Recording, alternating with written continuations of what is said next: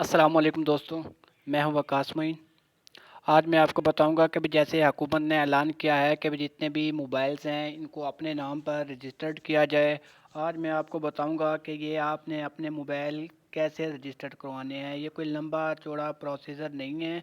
आपने क्या करना है, आपने ना मोबाइल का डब्बे को ढूंढना है और ना ही मोबाइल की बैटरी को निकालने की कोशिश करनी है। जस्ट आप मुझे फॉलो करते जाएं, आपको पता चल जाएगा कि आप अपना मोबाइल कैसे रजिस्टर करवा सकते हैं। सबसे पहले आप मोबाइल की सेटिंग में चले जाएं।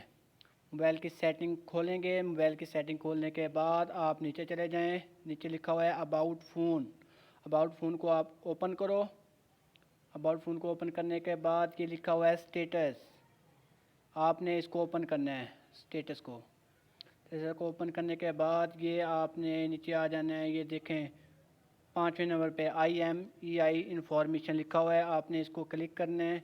यहाँ पे क्लिक होने के बाद ये आपके पास IMEI नंबर आ गया है। आपने ये नंबर काउंट करना है या कॉपी करना चाहो तो कॉपी कर सकते हो, लेकिन यहाँ से नहीं होगा कॉपी। अभी आपने नंबर लिखना है राइट मैसेज में। राइट मैसेज में आपने नंबर लिखना है। राइट मैसेज में आपने नंबर लिख के 8484 पे सेंड कर देना है।